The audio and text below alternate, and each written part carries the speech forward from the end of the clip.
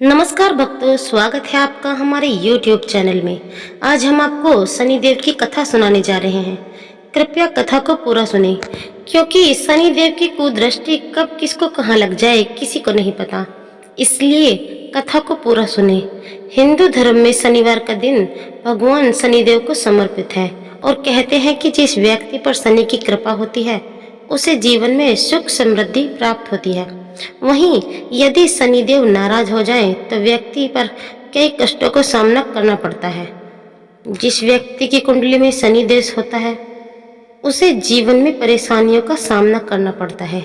अगर आप शनिदेव के प्रकोप से बचना चाहते हैं तो शनिवार के दिन व्रत करें और भगवान शनिदेव का विधि विधान से पूजन करें। पूजन के बाद व्रत कथा अवश्य सुनें। आइए भक्तों, कथा श्रवण करते हैं। एक बार की बात है, ब्रह्मांड के सभी नवग्रहों के बीच विवाद हो गया और वह यह सब जानना चाहते थे कि उनमें से सबसे बड़ा कौन है। निर्णय करने के लिए वह देवराज इंद्र के पास पहुंचे और बोले, हे देवराज, आपको यह निर्णय करना होगा कि हम में से सबसे बड़ा कौन है। देवताओं का यह प्रश्न सुन देवराज इंद्र भी उलझन में पड़ गए। फिर उन्होंने सभी को पृथ्वी लोक में राजा विक्रमादित्य के पास चलने का सुझाव दिया।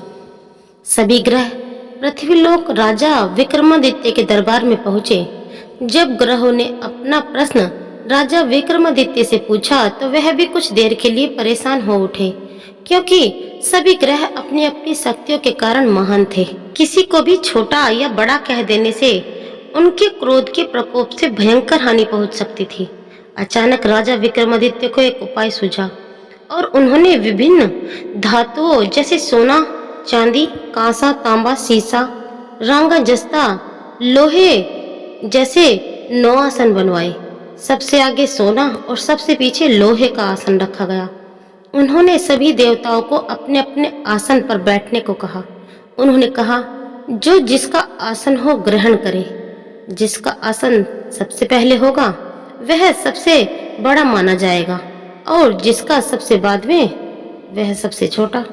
क्योंकि लोहे का आसन सबसे पीछे था, इसलिए शनिदेव समझ गए कि राजा ने मुझे सबसे छोटा बना दिया है। इस निर्णय से शनिदेव रुष्ट होकर बोले, हे राजन, तुमने मुझे सबसे पीछे बैठाकर मेरा अपमान किया है। तुम मेरी शक्तियों से परिचित नहीं हो। सूर्य एक राशि पर 1 महीने, चंद्रमा 2 महीने 2 दिन, मंगल 1.5 महीने, बुध और शुक्र 1 महीने, बृहस्पति 13 महीने तक रहते हैं। लेकिन मैं किसी भी राशि पर 2.5 वर्ष से लेकर 7.5 वर्ष तक रहता हूँ। बड़े बड़े देवताओं को मैंने अपने प्रकोप से पीड़ित किया है। अब तुम भी मेरे प्रकोप से सावधान रहना।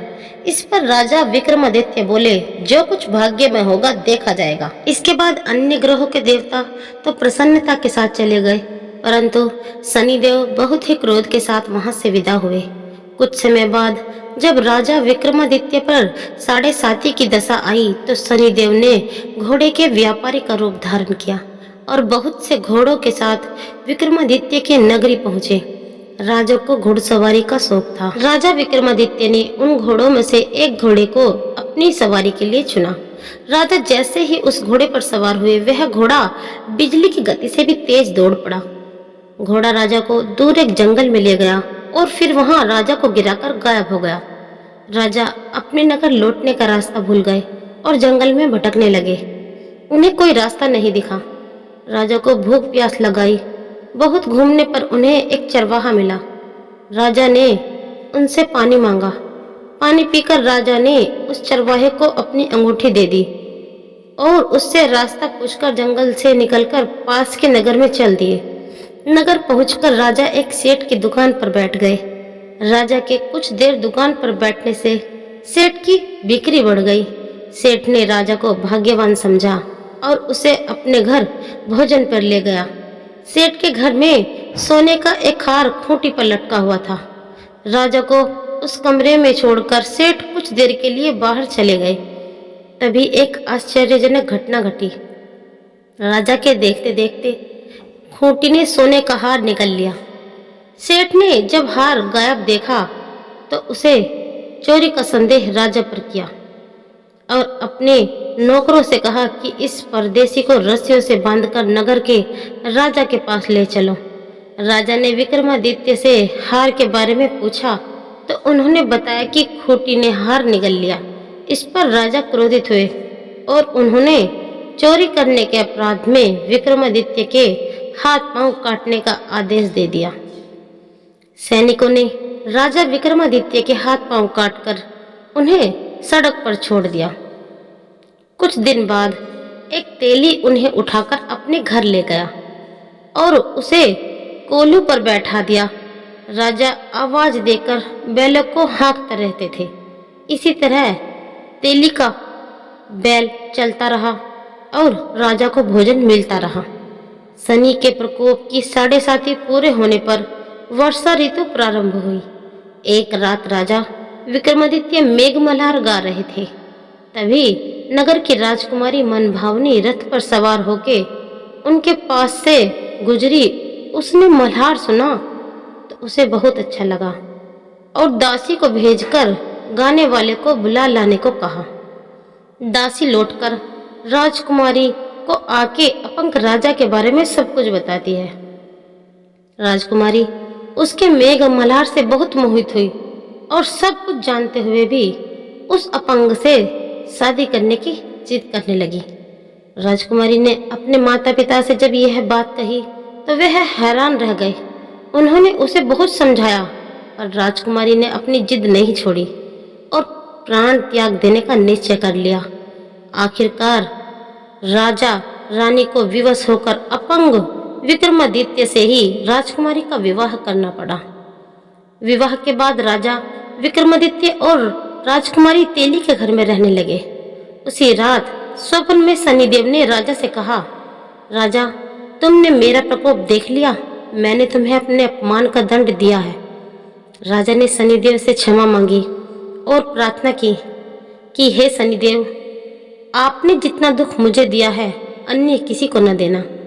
शनिदेव ने कहा, राजन मैं तुम्हारी प्रार्थना स्वीकार करता हूँ और जो कोई स्त्री पुरुष मेरी पूजा करेगा, कथा सुनेगा और जो नित्य ही मेरा ध्यान करेगा, चींटियों को आटा खिलाएगा, वह सभी प्रकार के कष्टों से मुक्त रहेगा तथा उसके सब मनोरथ पूर्ण होंगे।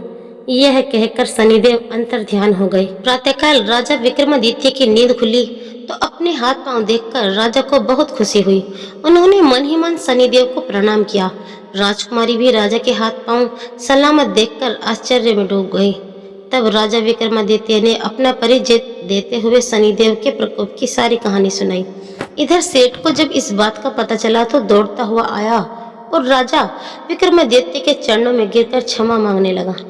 राजा विक्रमादित्य ने उसे क्षमा कर दिया क्योंकि वह जानते थे कि यह सब तो शनिदेव के प्रकोप के कारण हुआ था। सेठ राजा विक्रमादित्य को पुनः अपने घर ले गया और उसे भोजन कराया। भोजन करते समय वहां एक आश्चर्य घटना हुई। सबके देखते देखते उस खूंटी ने हार उगल दिया। सेठ ने अपनी बेटी का विवाह भी उस राजा के साथ कर दिया और बहुत से स्वर्ण आभूषण धन आदि देकर राजा को विदा किया। राजा विक्रमादित्य राजकुमारी मनभावनी और सेठ की बेटी के साथ अपने नगर वापस पहुंचे तो नगरवासियों ने हर्ष के साथ उनका स्वागत किया। अगले दिन राजा विक्रमादित्य ने पूरे राज्य में घोषणा कराई कि शनिदेव सब ग्रह में सर्वश्रेष्ठ है। प्रत्येक स्त्री पुरुष शनिवार को उनका व्रत करें और व्रत कथा अवश्य सुने। राजा विक्रमादित्य की घोषणा से शनिदेव बहुत प्रसन्न हुए।